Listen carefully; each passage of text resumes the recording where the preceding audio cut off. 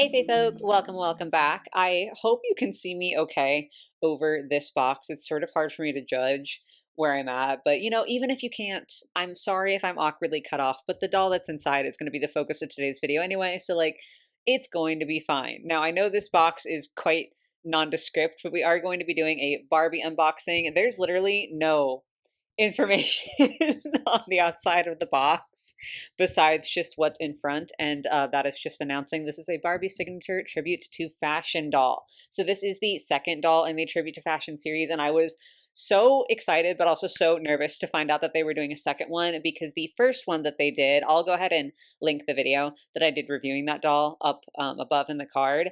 I was so hype about that doll that the first tribute to fashion doll is what made me finally cave and buy the Barbie membership on Mattel Creations. So, needless to say, I was super excited about that first one. So, when it came out that they were doing another one, I was so excited, right? Because I want to get to feel those emotions again, but also so nervous because it's like, what if it's not as good? And I will say, I think my first one, the first one, is still my favorite, but y'all, this second one, she's good. She's good. So let me go ahead and just do a little reveal here. These are packaged sort of oddly, at the corner, and I'm sure the glare is horrendous. Rest assured, we will be opening this bad girl up.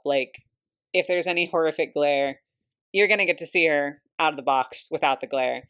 But this is the second tribute to fashion doll. So on this side, yes, I'm correct. This side, there's just a little picture of the doll, which I always think is sort of interesting. This is a new thing, not new, but this has been a trend the last few years with Mattel Creations and Mattel products in general. They're, for their collector dolls, doing a lot of photography as opposed to illustration. And I don't always mind it, but I do think it's a little bit silly. I think if the illustration was on the back of the outside of the box, that would make sense, because with the box closed, you can't see her. But I do think it's just a little bit bizarre, I guess, to be hey, here's a photograph of the doll. Here's a photograph of the doll. Here's the doll, whatever. I'm probably complaining needlessly, but this is a full body shot, and then this is a closer up shot, and there is some information about the lines. So apologies in advance for probably my poor reading aloud skills, but we'll go ahead and try. So this says, a tribute to fashion. Barbie escapes back in time with a tribute to fashion, a celebration of couture throughout history.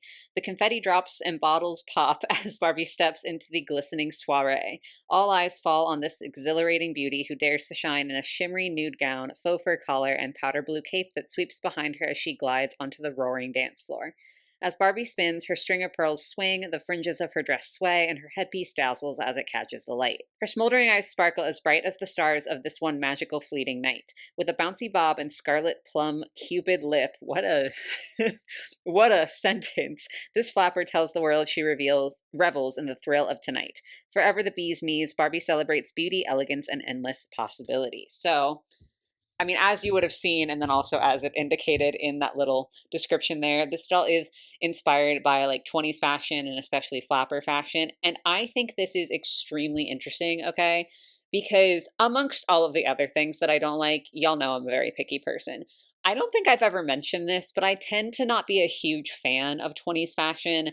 There's nothing wrong with it. I'm not saying it's outright ugly. I just don't feel drawn to it in the way that I feel a lot of people are. A lot of people really love that era in general, but the fashion and everything is kind of what we're focusing on today. And I just don't care. So when I realized that she was going to be 20s inspired, I was ooh, maybe this is not the one for me. And then I saw her. Barbie made me care. Barbie made me want a flapper. But even so, I wasn't going to get this doll because I think she was $110. I don't remember if that price includes shipping or not, because I didn't actually buy this myself. My lovely husband bought her for me. She came out roughly around the time of the Corpse Bride's collector doll. And I was okay, I can only afford one of these two with my money. We do share finances, but for dolls specifically, I have my own little budget, right? And I was okay, I can only afford one of these, and it's going to be the Corpse Bride's collector doll. And my husband was absolutely not. You're getting both. So he did buy this one for me. So huge shout out to Tony. He's a real one. He's a real supporter because he's the only reason that I have this doll today. Because of that, we're not going over the doll rubric, just because I can't rank a doll on how appropriate she was to purchase when I didn't make that decision and I didn't purchase her. You know, like I don't like to do the rubric on gifts because that just feels almost a little bit mean spirited to be like, oh, you should have paid this or you shouldn't have paid. I don't know. I just don't like to do that. So, no rubric today, which means that now that we've talked about the quite minimal and slightly odd, interesting packaging, now it is time for me to go ahead and get her out of here and get into the real meat and potatoes, the actual like exciting part of today's video. So let me unbox her real quickly off screen and then we will resume. We'll come back with her all unboxed and talk about her details and everything she comes with and have a wonderful time doing so. So I will see y'all in a moment. Alrighty, as you can see, our Barbie has been unboxed. She does only come with two things that aren't on her, so we'll get those out of the way real quick. First is just a certificate of authenticity, pretty standard, and the second is a stand that has like these thigh clips, which is also pretty standard, especially this style I think is like the go-to for the Model Muse body, which she does have. So we'll put her on that at some point. But the doll, the important part, okay? The doll, y'all, she looks good. This is a gorgeous, gorgeous doll. So let's go ahead and just start at the top. The hair is a brick, like it's solid. And I get it because this style, like the curl bob, I understand, right? Like this would be a hard style to maintain in the box without any gel. And like, especially for a doll that is a collector doll that you might anticipate more people are going to just leave in the box, you want that stuff rock solid so that she stays how she should stay. It does sort of bother me. If you guys have been here before, you know that gel and hair is just like a textural issue that I really, really dislike. And so 99% of my dolls get washes. I don't know if she's going to be an exception just because, like, I obviously still want her to have her little bob, but the texture is so bad. So I'm not 100% sure. We might dunk her in some water to just like soften it up a smidgen without fully like washing it all out. That's a problem for me for later though. The headband here, very, very cute. I love the silver color. I don't know that much about like flapper fashion or historical fashion in general, but one thing that I've noticed in current fashion is as a silver person, like as someone who prefers to wear silver to gold, I feel like it's so hard to find cute silver pieces. Like it feels like the default is gold. Like everything cute is just gold. And so it's really, really cool to see silver be the color for her for all of her jewelry. I don't know. I know it's not like, oh my God, no one ever uses silver. It's so unique. Like I know it's not that dramatic. I just really like it because I just don't think that she would stand out so much if she were decked out in gold. So the inclusion of the silver headband and like the silver decoration, I don't know, on this side, I think is really, really nice. I am glad they didn't go with any like proper feathers. To be fair, I'm not even 100% sure that this is like supposed to be feathers. I think it is though. But I'm really glad that they didn't do any actual feathers just because I think that is so hard to make look right on a doll scale. Like it's very difficult to do. And like Barbie has done it's a sex that felt like not a good way to trip over my words. Barbie has done it successfully in the past, but like I just think that this looks a lot better. I think the scale of like the tininess of it fits better for her because like I feel like faux feathers would either just look like little stubs or be way taller. Yeah, I think this was a good look. Let's look at the face though. Is this like focusing properly? I hope so. I love how dark the makeup is. I just think it looks so, so stunning. All of the different blacks and grays and her like smoked out eyeshadow. She just looks so, so pretty. And her eyes themselves are like a hazily golden color. And I think it just stands out so much. It's so gorgeous. And this super dark red lip.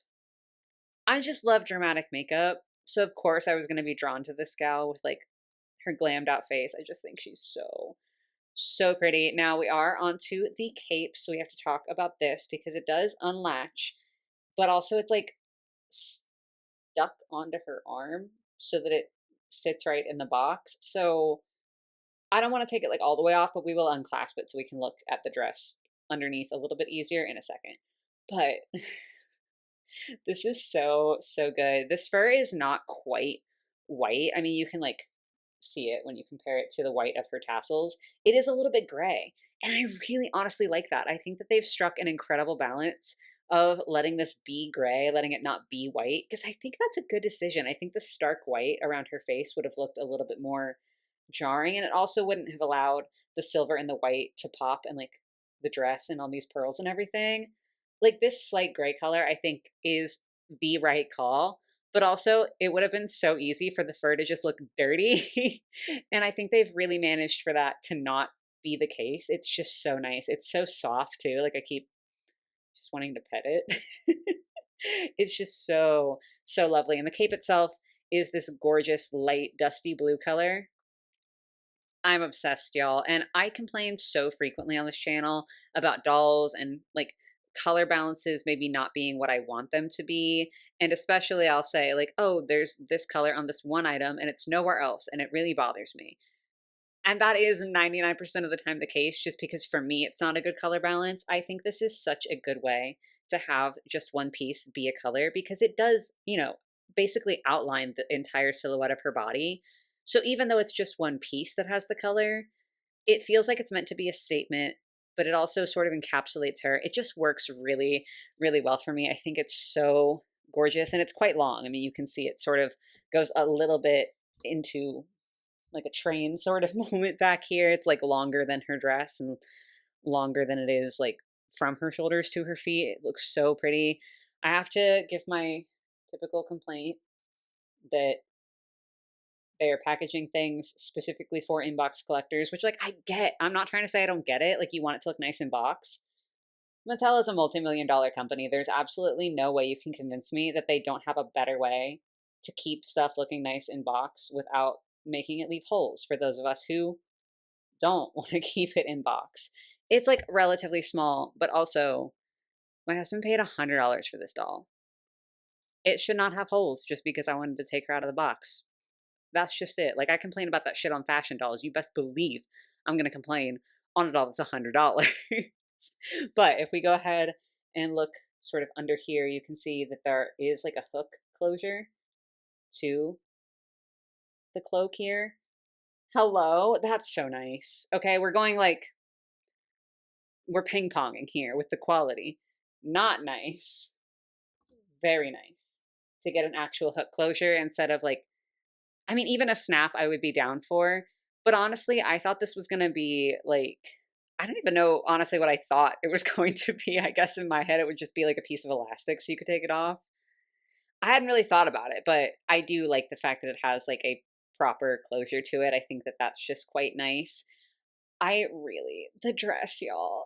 Ugh, it's so, so pretty. So it is like sheer according to the box. Like that's, what they're trying to go for. But it is actually a very thick fabric. It just matches her skin tone. And it is a pretty decent skin tone match there, which we do love to see. Like this would be so jarring if the mesh was, or not the mesh, but if the, you know, illusion of mesh was so much lighter than her skin tone, for example, that would look not really great. I think they did a really good job of matching it and really like giving it that sheer quality without it actually being sheer. It does just go into this halter.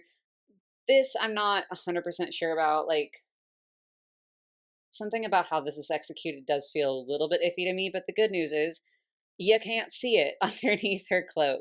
I do love the string of pearls. I feel like that just is so quintessentially like flapper. Like when I think of flappers, I think of the long pearl necklaces. So I really appreciate that they included that. And I like that it's long enough that you can still see it, like it pokes out from underneath the cloak because I want to have the cloak on, but I also want to be able to see this. So like that's just a nice thing that they thought of the length and how it would work with the overall design. Now the dress is absolutely like encrusted with these painted and like glittered details, and it does go all the way around. Like the back of the dress is just as decorative as the front, which thank God, because again, for $100, I better have a doll that looks good 360, right? Like I don't want one of those situations where everything ends in the front panel. Like I'm just so glad that this is gorgeous from all angles. That being said, you might be able to see She does shed glitter. It's definitely not that bad. Like, it's not really coming up on camera that much. It's not that bad, but she does shed glitter. I personally don't care. I think with a design like this where you've got glitter just, like applied on top, it feels almost impossible for it to not shed a little bit, and I'm someone who doesn't mind finding glitter in surprise places. So, like, I don't care, but I do understand that for a lot of people, finding glitter everywhere is not what you want. So, just do be aware of that. I think she's still available to buy. I guess this warning's kind of redundant if she's not, but I think she's available still. But yeah, that's just like something to be aware of. It's far from the worst glitter fallout I've seen, but there is a little bit of it. So, I just wanted to acknowledge that. Take a look at her jewelry right quick. She does have two matching like bracelet and earring, or bracelet and ring sets. Earring, that's crazy. So it's sort of like rows of quote unquote pearls around her wrist, and then it attaches to this ring that's like stabbed through her finger. That's the typical way that Barbie does rings. And I just love it. I think that's so fun. I love hand jewelry that like attaches like this. I love the idea of a ring connecting to a bracelet. I just think it's so pretty and fun. And it's like not the most common thing. This isn't like the first time we've seen it, but it's definitely not as common as separates. And so it just feels a little like va va boom to have it on there. I love it. The other side is the exact same. She is on like the static pose because this is, again, a model muse body. It is what it is. I get that, like, on collector Barbies, they do tend to use static poses. So, like, I'll survive. It's going to be okay. But yeah, matching little bracelet ring situations that are just so, so pretty. And then we come down to the rest of her dress, and it is this gorgeous, like, very faint A line, which I also love. I'm so thankful that this isn't a mermaid gown because I think that we are all collectively pretty tired of seeing mermaid gowns, but it's definitely like, it hugs here, but it flares out so gently that I think it's appropriate to call it a very gentle A line. Maybe like the most subtle fit and flare, but it is certainly not a mermaid gown to me. So like we love that. I think it's just like a nice sleek silhouette. And of course, all of these tassels, y'all. Come on. That is so gorgeous. Like, I'm just genuinely speechless. I just think it looks so nice, and the fact that they're all fabric tassels, like, again, on $100 collector doll, that is what I expect. But we do see a lot of tassels and stuff on Playline dolls that are like plastic or one piece or, just not up to this standard. And so it just looks really, really gorgeous. Looking under her dress, you can see that it is technically a couple of layers. So, oh, hold on. I guess this is technically sheer. It just looks so solid from the outside. Like I can't see my finger really. Well, I guess you can see it a little bit. But then there's like a lining. It's all sewn together though, so you can't like remove the sheer outer layer and just have the lining. Like it's all one. But there are a couple layers in there, which I think is nice. And then her shoes are easily my least favorite part. Listen,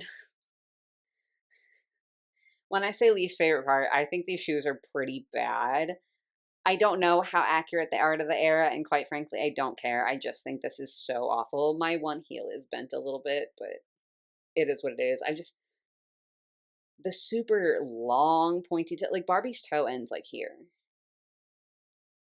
They're just not for me, but thankfully, they're hidden by the dress. I think the other thing too is like the style I don't love, but also the fact that they're not like chromed out like the jewelry is. It just kind of makes them feel like an afterthought, like it just doesn't look as cohesive. But again, thankfully, they're hidden. So let me go ahead and get her on her stand right quick, and then we can do final thoughts. Okay, got everything situated. I did have to zoom out a little bit just because with the added height of her stand, she was just a teensy bit out of frame. But here she is looking all gorgeous. Oh my God. She's just like, she's literally on a pedestal. She's so, so good. I will say that just due to the nature of her dress being like a tighter A-line or even like closer to a sheath sort of style dress, getting the stand into place was a little bit difficult. Like I kind of had to shimmy it on in there, but clearly she's on the stand now. And I mean, she's pretty sturdy, all things considered. So we are good. We are all set up and everything. I just love her so much. So doing favorites and least favorites. My least favorite is really easy. It's the shoes. My most favorite thing is a little bit more broad, which I think, I don't know, it kind of feels a little bit like cheating, but it's literally just the design. Like for a doll that is based on fashion that I typically don't care at all about, to have drawn my interest and for me to be so captivated by her, I think that really, really speaks to her design. Because I feel like, I mean, I could be wrong. I'm just spitballing, I don't know. But I think that if you love 20s fashion, it's pretty easy to have like a doll that is designed that appeals to you, right? Because it's just like, oh, it's 20s inspired. Like, love that. But I think it says a lot when a doll can be designed to where someone who's typically not into the fashion really can appreciate it. I hope that that makes sense. I just, I'm typically not here for this sort of thing. And so the fact that I literally can't take my eyes off her. Like, she's so stunning. I just think that really says a lot. So kind of a cop out, but her whole design is my favorite thing. If I'm forced to pick an actual favorite thing, I think the particular way that they did the fringe is really, really nice. Like, I think the parts of the body that they decided to put the fringe on are really flattering, and it really just like flows and looks so cohesive and nice. Like, if there was also fringe at the top, I don't think that would look as good. And having it also not be like the entire bottom, that would have been quite overwhelming. I just think that they've managed to place the fringe in a very flattering way. So I think if I had to like pick a little thing, that would be it, or her face. I think the makeup is so beyond gorgeous. But that's everything that I had to share with y'all today. This is the second tribute to Fashion Barbie. We're having a good run so far, in my opinion. So I hope they continue this series, and I hope each, subsequent one is just as incredible, because we're 2 for 2 for me to my taste. And I'm really hoping we can just keep going with this because I'm having a lot of fun getting to see these Barbies. But those are all of my thoughts. So now it is your turn. Let me know your thoughts on this Barbie. Do you think she's as amazing as I do? Did you get her? Do you want her now? How are we feeling about the price? Because, like, I didn't talk about it that much. I know this was too much for this doll. Okay, I get that, but that's like pretty much any Barbie at this point. So we're kind of just sucking it up. But I'd like to hear your thoughts and feelings on this. I hope you did enjoy hearing all of mine. I hope you guys have a lovely rest of your day or your night, whatever it might be, and I will catch you in the next one. Bye, guys.